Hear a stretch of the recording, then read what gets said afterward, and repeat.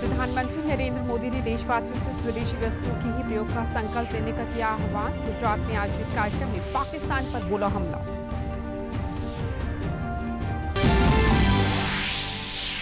पंचकुला में आयोजित योग महोत्सव में मुख्यमंत्री ने दुर्घटना में मृत्यु होने पर आयुष योग सहायकों के परिवारों को 3 लाख रुपए की आर्थिक सहायता देने का किया ऐलान। आयुष से संबंधित 3 पोर्टल भी किए लॉन्च। हरियाणा कर्मचारी चयन आयोग ने सामान्य पात्रता परीक्षा सीईटी की अधिसूचना की जारी। कल से पंजीकरण होगा शुरू।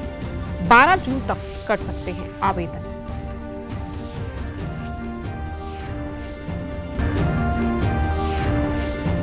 और पूर्व मुख्य सचिव टीवीएसएन प्रसाद बने प्रदेश के मुख्य सूचना आयुक्त। राज्यपाल ने मुख्य सूचना आयुक्त सहित 4 राज्य सूचना आयुक्तों को दिलाई पद और गोपनीयता की शपथ।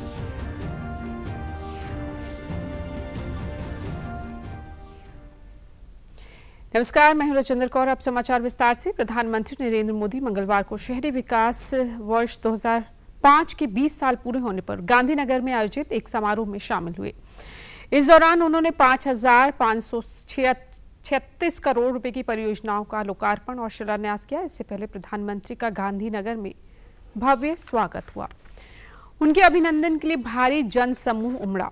हाथों में तिरंगा लिए लोगों ने भारत माता की जय के नारे लगाए। वहीं प्रधानमंत्री ने अपने संबोधन में आतंकवाद के लिए पाकिस्तान पर हमला बोलते हुए कहा कि आज देश भर में गर्जना करता सिंदूरिया सागर और लहराता तिरंगा जन जन के हृदय में मातृभूमि के प्रति अपार प्रेम और देशभक्ति का ज्वार देखने को मिल रहा है।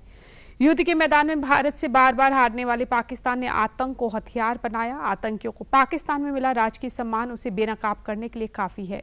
प्रधानमंत्री ने अपने संबोधन में सिंधु जल समझौते की भी चर्चा करते हुए इसके प्रावधानों में भारत के हितों को नजरअंदाज किए जाने का आरोप लगाया।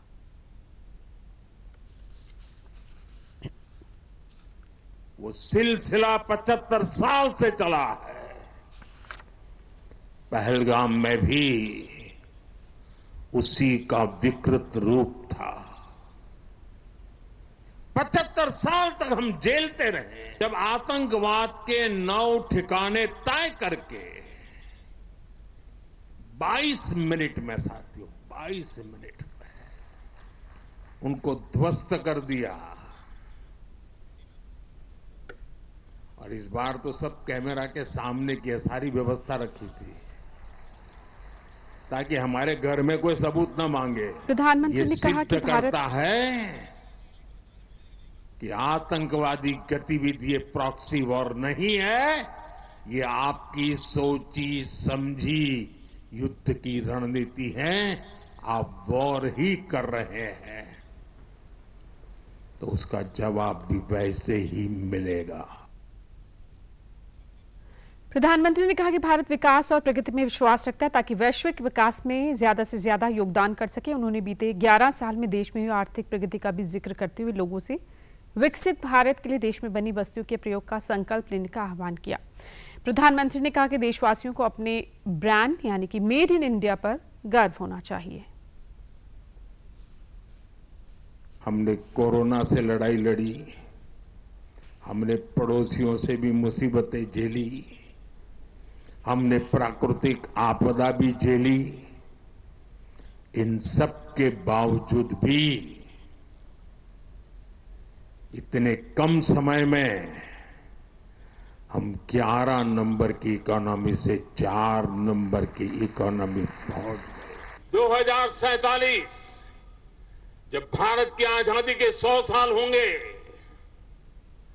विकसित भारत बनाने के लिए तत्काल भारत की इकोनॉमी को 4 नंबर से 3 नंबर पर ले जाने के लिए अब हम कोई विदेशी चीज का उपयोग नहीं करेंगे। हम गांव-गांव व्यापारियों को शपथ दिलवाएं, व्यापारियों का कितना ही मुनाफा क्यों ना हो, आप विदेशी माल नहीं बेचोगे। इधर मुख्यमंत्री नायब सिंह सैनी ने आज पंचकुला में आयोजित भव्य योग महोत्सव में शिरकत की। इस दौरान उन्होंने आयुष योग सहायकों की सेवा के दौरान दुर्घटना में मृत्यु होने पर उनके परिजनों को अपने इच्छिक कोष से 3 लाख रुपए की आर्थिक सहायता देने की घोषणा की। इस दौरान मुख्यमंत्री ने आयुष विभाग में और ज्यादा पारदर्शिता लाने के लिए 3 portal e market place, Ayush औषधि इन्वेंट्री और ई औषधि लाइसेंसिंग पोर्टल भी लॉन्च किए। इसके अलावा उन्होंने घोषणा करते हुए कहा कि अब योग और प्राकृतिक चिकित्सकों का भी पंजीकरण किया जाएगा।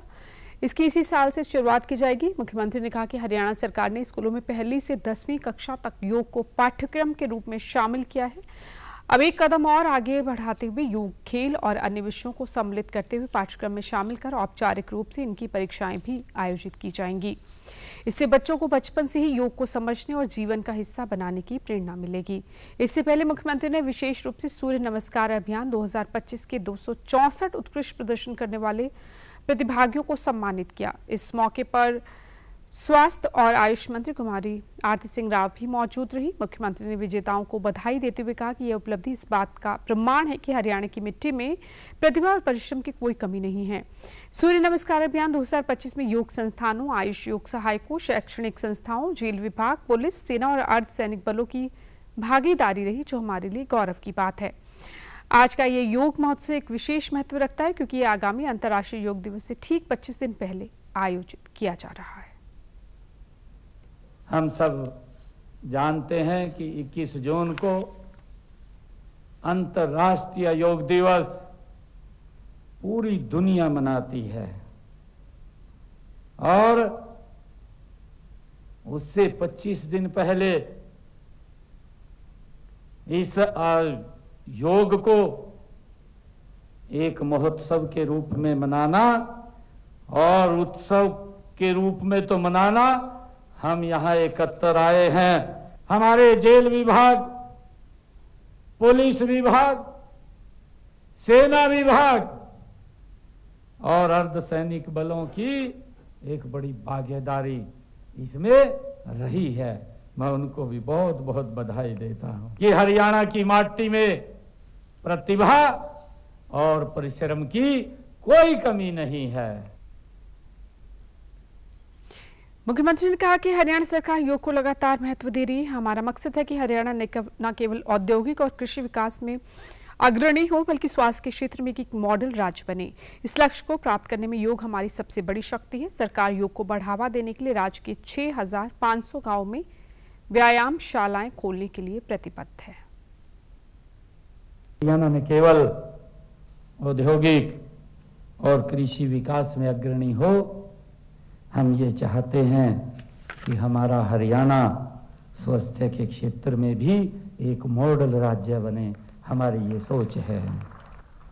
इस लक्ष्य को प्राप्त करने के लिए हमारे पास योग हमारी सबसे बड़ी शक्ति है।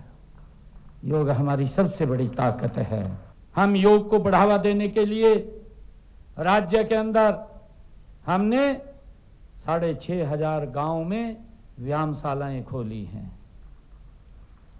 और उसके लिए हमने जितनी व्यायामशालाएं खोली हैं, 6500 गांव हैं, हर गांव के अंदर हमने निर्णय किया है कि हम यहां पर व्यायामशाला खोलेंगे और इसके लिए हमने 1121 जगहों को चिन्हित करके 714 गांव के अंदर व्यायामशालाएं खोल दी हैं।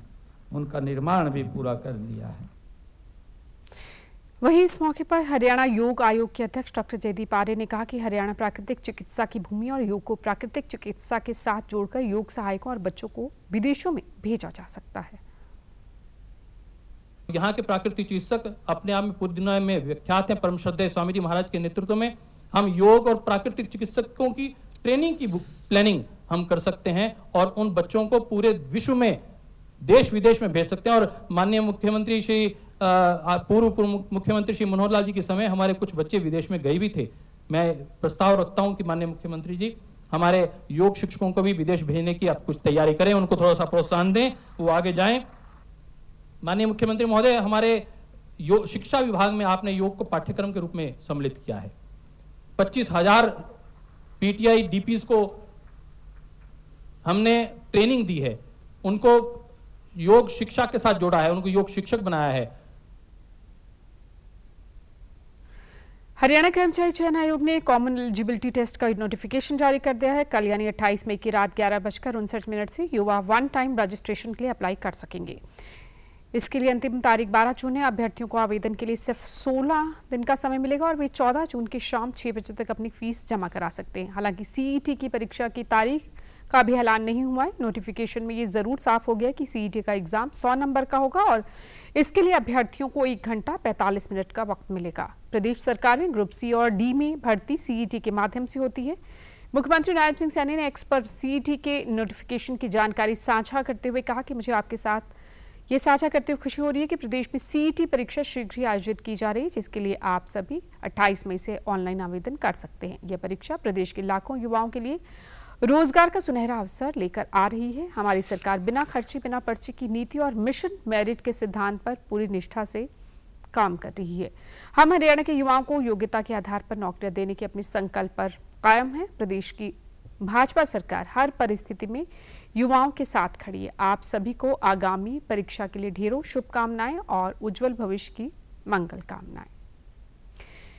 इधर राज्यपाल बंडारू दत्तात्रेय ने कल चंडीगढ़ स्थित हरियाणा राजभवन में आयोजित शपथ ग्रहण समारोह में हरियाणा के नवनियुक्त मुख्य सूचना आयुक्त TVSN प्रसाद को पद और निष्ठा की शपथ दिलाई। साथ ही 4 नवनियुक्त राज्य सूचना आयुक्तों अमरजीत सिंह, कर्मवीर सैनी, नीता खेड़ा और संजय मदान को भी पद और गोपनीयता की शपथ दिलाई गई। राज्यपाल ने मुख्य सूचना आयुक्त और सूचना आयुक्तों की भूमिका को लोकतंत्र में पारदर्शिता और जवाबदेही सुनिश्चित करने में अहम बताया। उन्होंने नवनियुक्त आयुक्तों से अपेक्षा जताई कि वे निष्पक्षता, ईमानदारी और समर्पण के साथ अपने कर्तव्यों का पालन करेंगे ताकि सूचना के अधिकार को और सशक्त किया जा सके। इस मौके पर मुख्यमंत्री नायब सिंह सैनी, शिक्षा मंत्री महिपाल ढांडा, कृषि मंत्री श्याम सिंह राणा, मुख्य सचिव अनुराग रस्तोगी, पुलिस महानिदेशक शत्रुजीत कपूर, वरिष्ठ प्रशासनिक अधिकारी और पूर्व मंत्री, पूर्व विधायक, विभिन्न विभागों के अध्यक्ष सहित अन्य गणमान्य व्यक्ति मौजूद रहे।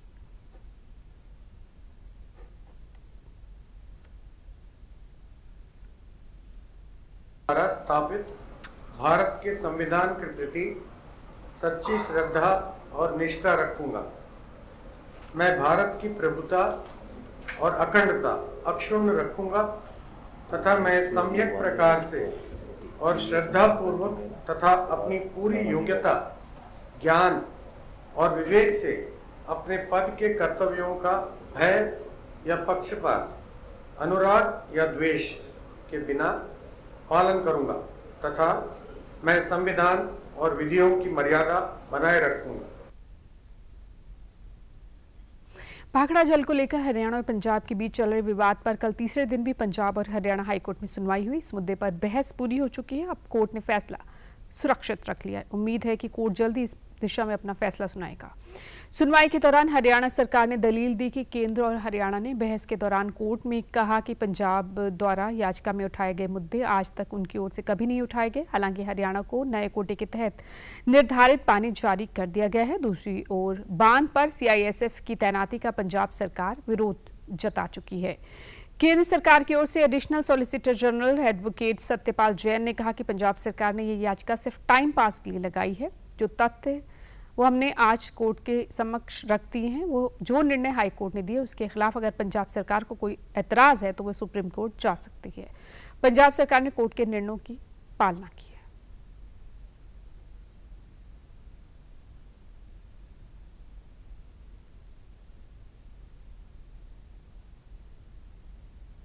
और जो निर्णय हाईकोर्ट ने दिया है उसके खिलाफ अगर पंजाब सरकार को कोई शिकायत है तो वो सुप्रीम कोर्ट में जा सकती है। रिव्यू करने का, रिकॉल करने का कोई कारण नहीं है। हमने ये भी कहा कि पंजाब सरकार ने जो निर्णय है उनका पालना की ही नहीं है। पहले एक जो था कि BBMB की वर्किंग में इंटरफेयर ना करो, उस पर हाईकोर्ट पहले ही उनको नोटिस जारी कर चुका है। हाईकोर्ट ने कहा था कि अगर आपको किसी निर्णय के खिलाफ कोई शिकायत है तो आप केंद्र सरकार के पास रिप्रेजेंटेशन रूल 7 में दे सकते हो, वो उन्होंने नहीं दी है। निर्णय के खिलाफ सुप्रीम कोर्ट में चुनौती नहीं है। तो असल में तो ये एक समय निकालना चाहते हैं, ये हाईकोर्ट के आदेश की पालना नहीं करते। तो सारी बात सुनने के बाद अंततोगत्वा हाईकोर्ट ने आज उस रिव्यू पिटीशन पे, मॉडिफिकेशन पे, रिकॉलिंग पे निर्णय सुरक्षित रखा है। हमने कहा कि आज तक केंद्र सरकार के पास इस संबंध में पंजाब सरकार का कोई आवेदन नहीं आया। पंजाब सरकार ने सुप्रीम कोर्ट में उसके खिलाफ कोई निर्णय नहीं दिया। ये सिर्फ रिव्यू पिटीशन डालकर समय निकालना चाहते हैं। खबर पंचकुला से, जहां से दिल दहला देने वाली घटना सामने आई। सोमवार देर रात एक परिवार के 7 लोगों ने जहर खाकर खुदकुशी कर ली। सभी लोग घर के बाहर खड़ी गाड़ी में थे। सूचना मिलते ही पुलिस मौके पर पहुंची, जहां एक व्यक्ति जिंदा मिला और उसे अस्पताल ले जाया गया, जहां डॉक्टर ने उसे भी मृत घोषित कर दिया। डीसीपी क्राइम अमित दहिया ने बताया कि मौके पर गई जांच टीम को 2 सुसाइड नोट गाड़ी से मिले। आरंभिक जांच में यह मामला सुसाइड का लग रहा है, लेकिन फिर भी मामले की तह तक जाने के लिए जांच चल रही है। इस सुसाइड प्रकरण की जांच के लिए 5 टीमों का गठन किया गया है। सभी मृतक देहरादून के रहने वाले बताए जा रहे हैं। परिवार पर आर्थिक बोझ बताया गया है। खुदकुशी करने वालों में प्रवीण, उनकी पत्नी, माता पिता, 2 बेटियां और एक बेटा शामिल है।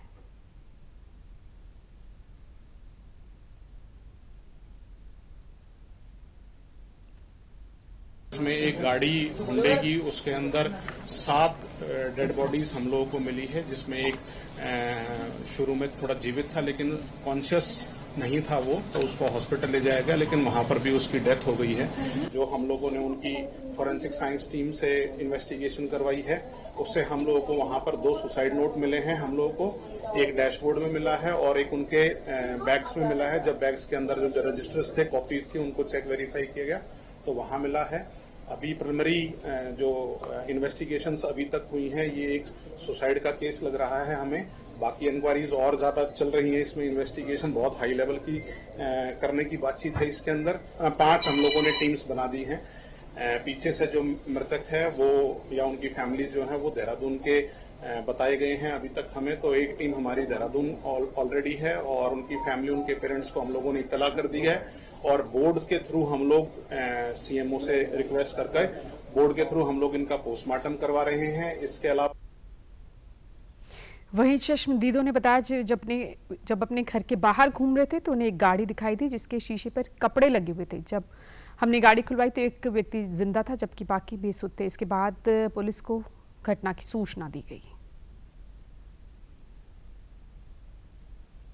ऑनर है, उन्होंने बोला, ब्रदर ने भी कोई गाड़ी खड़ी है अपनी गाड़ियों के बैक साइड ना, कोई अनजान गाड़ी है। तो वो दोनों गए गाड़ी देखने के लिए। तो उस गाड़ी के अंदर एक ही बंदा जिंदा था उस टाइम पे। वो तो कह रहा था अभी आराम कर रहे हैं हम सारे, हम यहाँ पे बाबा रखे 5 सेक्टर ना, उसके पास आए थे तो हमें होटल मिला नहीं, हम तो इसलिए आराम कर रहे हैं यहाँ पे। तो फिर हमने गाड़ी बंद कर दी। उस टाइम पे भी सो रहा होगा, भी अगला बोल रहा है फैमिली के साथ है, तो फिर हमें लगा भी नहीं कुछ और गड़बड़ है। हमने दोबारा गाड़ी खोल ली। हमने टॉर्च जला के देखा, गाड़ी के अंदर वॉमिटिंग कर रखी थी सबने, और बाकी सारे बिल्कुल हिला के देखे हमने तो वो डेड थे। उस टाइम पे कोई भी उठ नहीं रहा था। तो उसके बाद उस बंदे को हमने नीचे उतारा, भी तो नीचे उतर। तो नीचे उतारने के बाद उसको हमने बैठाया, भी उससे पूछा भी तूने ये क्या कर दिया, भी तूने मारा है इनको या तूने क्या किया। वो कह रहा हमने सबने सुसाइड कर ली। उधर नूंह पुलिस ने विशेष अभियान के तहत 10 साइबर ठगों को गिरफ्तार किया है। इनके पास से 15 मोबाइल फोन, 19 फर्जी सिम कार्ड के अतिरिक्त एक डेबिट कार्ड भी मिला। जानकारी के मुताबिक ये आरोपी सोशल मीडिया पर फर्जी विज्ञापन डालकर लोगों को झांसा देते थे और उनसे ठगी करते थे। नूंह के डीएसपी अजैब सिंह के मुताबिक पुलिस द्वारा विशेष अभियान चलाकर इन ठगों पर कार्रवाई की गई। ये सभी आरोपी सोशल मीडिया पर पहचान छुपाकर सस्ते सूट बेचने, होटल बुकिंग, रोजगार देने, गाय भैंस बेचने के नाम पर नकली क्रेडिट राशि का मैसेज भेजकर सस्ते टायर इत्यादि का विज्ञापन डालकर झांसा देकर आम लोगों से ऑनलाइन साइबर ठगी करते थे। आरोपियों की पहचान जुनैद, तौफीक, आसिफ फजन, शाहिद हुसैन, रोबिन, साजिद, मुस्तकी, मुस्तकाक और मजलिस के रूप में हुई है। हमारे एरिया से करीब 8 एफआईआर दर्ज हुई हैं, जिसमें 10 जो साइबर ठग उनको इसमें अरेस्ट किया गया है। जो विज्ञापन के माध्यम से, सोशल मीडिया के माध्यम से सस्ती चीजें बेचने का ऑफर देते थे, जैसे गाय भैंस के विज्ञापन भी वो डालते थे। इसके अतिरिक्त अन्य भी जो विज्ञापन थे सस्ती चीजें देने का प्रलोभन देकर लोगों से पैसे हटते थे। जिस संबंध में देश के विभिन्न राज्यों में करीब 17 कंप्लेंट्स वहां प्राप्त हुई हैं, जिस संबंध में ये हमारे 8 एफआईआर दर्ज की गई है और 10 जो इनको साइबर वो अरेस्ट कर लिया। इनसे करीब ये 15 मोबाइल और 19 फर्जी सिम जो किसी और के नाम थे, वह एक डेबिट कार्ड बरामद हो गया और ये भी रिमांड पर है।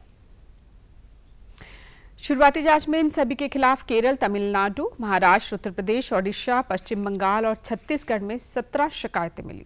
नूंह पुलिस ने आम लोगों से सतर्क रहने और साइबर ठगी होने पर तुरंत हेल्पलाइन नंबर 1930 पर कॉल करने की अपील की है। भारत की स्वदेशी रक्षा क्षमताओं को बढ़ाने और एक मजबूत घरेलू एरोस्पेस औद्योगिक पारिस्थितिकी तंत्र को बढ़ावा देने की दिशा में एक अहम कदम के रूप में रक्षा मंत्री राजनाथ सिंह ने उन्नत मध्यम लड़ाकू विमान AMCA कार्यक्रम निष्पादन मॉडल को मंजूरी दे दी है। एरोनॉटिकल डेवलपमेंट एजेंसी यानी ADA उद्योग जगत के साथ साझेदारी के जरिए कार्यक्रम को क्रियान्वित करने के लिए तैयार है। यह स्वदेशी AMCA प्रोटोटाइप विकसित करने के लिए दिशा में एक महत्वपूर्ण कदम है, जो एरोस्पेस क्षेत्र में आत्मनिर्भरता की दिशा में एक मील का पत्थर साबित होगा। ADA जल्द ही AMCA विकास चरण के लिए रुचि की अभिव्यक्ति EOI जारी करेगा। इसमें प्रतिस्पर्धा के आधार पर निजी और सार्वजनिक दोनों क्षेत्रों को समान मौका मिलेगा। बोलीदाता स्वतंत्र रूप से या संयुक्त उद्यम के रूप में या संघ के रूप में बोली लगा सकते हैं, लेकिन इकाई या बोलीदाता देश के कानूनों और नियमों का अनुपालन करने वाली भारतीय कंपनी ही होनी चाहिए। एक देश एक चुनाव अभियान के तहत फतेहाबाद में आज भाजपा द्वारा एक कार्यक्रम आयोजित किया गया। कार्यक्रम में शामिल बीजेपी राष्ट्रीय कार्यकारिणी की सदस्य और पूर्व सांसद सुनीता दुग्गल ने कहा कि प्रधानमंत्री का एक देश एक चुनाव का विजन न केवल देश की चुनावी प्रक्रिया को सरल और पारदर्शी बनाएगा, बल्कि समय, धन और संसाधनों की बचत होगी।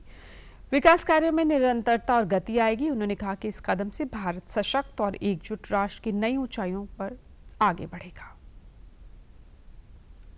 सरकारों पर खर्चा ना पड़े, सरकार जो है से विकास करके हमारी जो अलग अलग पार्टी है पर खर्चा ना पड़े, कहती नहीं एक बार चुनाव बहुत जबरदस्त समर्थन मिल रहा है। तो एक कमेटी बनी माननीय हमारे राष्ट्रपति रामनाथ कोविंद की अध्यक्षता में सभी पार्टियों के मेंबर थे, उन्होंने अपने रिपोर्ट में माननीय राष्ट्रपति को देंगे और जगह हम जगह भी जा रहे हैं। तो सारी संस्थाएं बड़ी बड़ी एसोसिएशन और हम लोगों को समझ।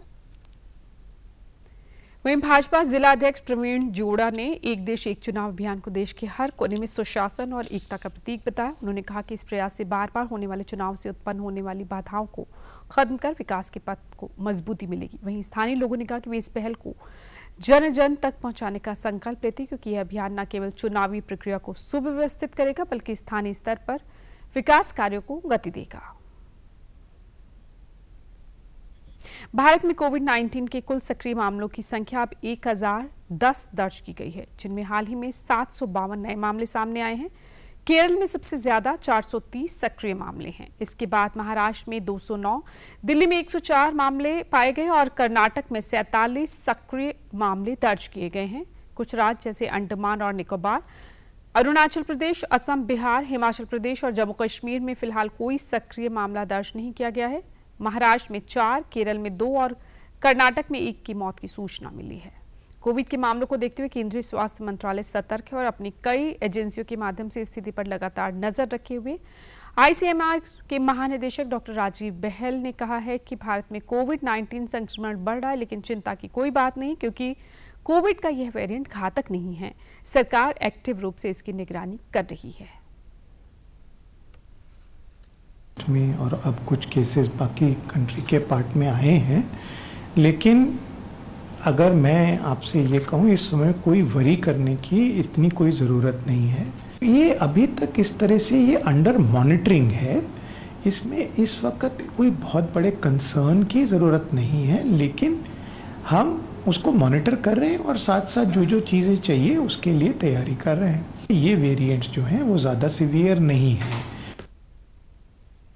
उधर प्रदेश में भी कोरोना के अब तक 8 से ज्यादा मामले सामने आ चुके हैं। स्वास्थ्य मंत्री आरती सिंह राव ने कहा कि कोविड को लेकर स्वास्थ्य विभाग पूरी तरह से सतर्क है, लोगों को घबराने की जरूरत नहीं। विभाग ने खांसी, जुकाम और बुखार आने पर तुरंत कोविड टेस्ट करवाने की सलाह दी है। देश के मुख्य निर्वाचन अधिकारी पंकज अग्रवाल ने कहा है कि भारत निर्वाचन आयोग ने चुनावी प्रणाली की दक्षता, पारदर्शिता और समावेशिता को बढ़ाने के मकसद से राज्यों और केंद्र शासित प्रदेशों के 36 मुख्य निर्वाचन अधिकारियों, राष्ट्रीय और राज्य स्तरीय मान्यता प्राप्त राजनीतिक दलों, कानूनविदों के साथ नई दिल्ली में सीधा संवाद करके कई परिवर्तनकारी पहल की है। आयोग की इस पहल का सभी धारकों ने स्वागत किया है। उन्होंने बताया कि मुख्य चुनाव आयुक्त ज्ञानेश कुमार ने चुनाव आयुक्त डॉक्टर सुखबीर सिंह संधू और डॉक्टर विवेक जोशी के साथ इस राष्ट्रीय सम्मेलन का नई दिल्ली में उद्घाटन किया।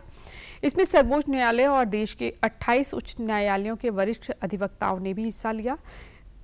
इस पहल का मुख्य मकसद आयोग के लीगल फ्रेमवर्क को सुदृढ़ करना और आने वाली चुनौतियों को प्रभावी तरीके से हल करना है। इस एक दिवसीय सम्मेलन ने आयोग और देश भर के प्रमुख कानून विशेषज्ञों के बीच सीधा संवाद और विचारों का आदान प्रदान करने के लिए एक महत्वपूर्ण मंच प्रदान किया। यह रणनीतिक भागीदारी भारत में चुनावी न्यायशास्त्र के गतिशील प्रदेश के साथ अपने कानूनी संसाधनों को संरेखित करने में चुनाव आयोग द्वारा उठाया एक अहम कदम है। चुनाव आयोग ने 2025 में एकीकृत डैशबोर्ड ECI नेट को डिजाइन और विकसित करने के लिए एक नई पहल की शुरुआत की है, ताकि सभी हितधारकों द्वारा अपेक्षित कानूनी प्रावधानों के दायरे में सभी प्रासंगिक डेटा तक एकल खिड़की पहुंच प्रदान की जा सके। यह अनूठी पहल चुनाव आयोग की सभी ICT पहलों को एक ही छत के नीचे एकीकृत करेगी। इधर प्रदेश के कृषि और मत्स्य पालन मंत्री श्याम सिंह राणा ने कहा है कि राज्य में मत्स्य पालन को बढ़ावा देने के लिए प्रदेश सरकार द्वारा मछली के बीज से लेकर उसकी बिक्री में उत्पादकों को सब्सिडी दी जा रही है। उन्होंने अधिकारियों को निर्देश दिए कि वे विभाग को अलॉट होने वाले बजट का पूरे साल में एक्शन प्लान बनाएं, ताकि मछली पालकों को उनकी सब्सिडी समय पर दी जा सके। साथ ही इससे प्रोजेक्ट निर्धारित अवधि में पूरे होने में मदद मिलेगी। उन्होंने कल मत्स्य पालन विभाग की समीक्षा बैठक में अधिकारियों को निर्देश दिए कि वे किसानों को खारा पानी में झींगा मछली पालन के लिए प्रेरित करें। कृषि विभाग के साथ मिलकर एक योजना बनाएं जिसमें राज्य के सेमग्रस्त और जलभराव वाले क्षेत्र में तालाब बनाए जाएं, जिससे ट्यूबवेल के माध्यम से इन तालाब में नीचे जमीन का खारा पानी निकालकर भरा जाए। इससे ट्यूबवेल के आसपास का क्षेत्र सेम मुक्त हो जाएगा और किसानों को झींगा मछली से अच्छी आमदनी हो जाएगी। उन्होंने सिरसा, रोहतक, फतेहाबाद और हिसार जिलों में खारे पानी के जलीय कृषि क्लस्टर परियोजना की स्थापना की भी समीक्षा की। उन्होंने भिवानी के गांव गरवा में प्रस्तावित एकीकृत एक्वा पार्क उत्कृष्टता केंद्र स्थापित करने के कार्य में तेजी लाने के निर्देश भी दिए। कांग्रेस सांसद शशि थरूर के नेतृत्व में एक सर्वदलीय प्रतिनिधिमंडल ने जॉर्ज टाउन में गयाना के राष्ट्रपति मोहम्मद इरफान अली से मुलाकात की। भारत और गयाना के बीच मजबूत राजनीतिक और आर्थिक साझेदारी पर जोर देते हुए राष्ट्रपति अली ने दोनों देशों के बीच संबंधों को खून का रिश्ता बताया। राष्ट्रपति अली ने आतंकवाद और उग्रवाद के खिलाफ भी कड़ा रुख अपनाया और हिंसा के सभी रूपों को खारिज करने के लिए अपने देश की प्रतिबद्धता जताई। आर्थिक राजनीतिक दृष्टिकोण से भारत हमारा बहुत करीबी साझेदार रहा है, ये भी उन्होंने कहा। Terrorism and extremism has no place in this world. Terrorism and extremism is against every aspect of human dignity, and we reject it in every shape and form, and we believe that everything must be done to ensure that terrorism and extremism is defeated at every front. सांसद संजय कुमार झा के नेतृत्व में सर्वदलीय प्रतिनिधिमंडल Singapore के दौरे पर है। भारतीय डेलीगेशन ने सिंगापुर के विदेश और गृह मंत्रालय के राज्य मंत्रियों के साथ बैठक की। इसके अलावा इस दल के सिंगापुर के संसद सदस्यों, थिंक टैंक्स, शिक्षा जगत, व्यवसाय, मीडिया और भारतीय समुदाय के प्रतिनिधियों से मुलाकात करने का कार्यक्रम है और आतंकवाद के खिलाफ भारत की राष्ट्रीय सहमति और सामूहिक संकल्प से अवगत कराया। और इसी कड़ी में कतर ने आतंकवाद पर भारत की जीरो टॉलरेंस नीति का समर्थन किया। वहीं इस समय SCP सांसद सुप्रिया सुले के नेतृत्व में भारतीय प्रतिनिधिमंडल कतर के दौरे पर है। कतर से यह दल आज दक्षिण अफ्रीका के लिए रवाना होगा। कतर में सर्वदलीय प्रतिनिधिमंडल ने भारतीय समुदाय से बातचीत भी की। बातचीत के दौरान SCP सांसद सुप्रिया सुले ने कहा कि भारत आतंकवाद के खिलाफ एकजुटता से खड़ा है। Sindoor is not just about the confrontation we had with Pakistan, but it has many facets of it, and what he's suggested to us is that we need to tell the world that India stands united against terrorism.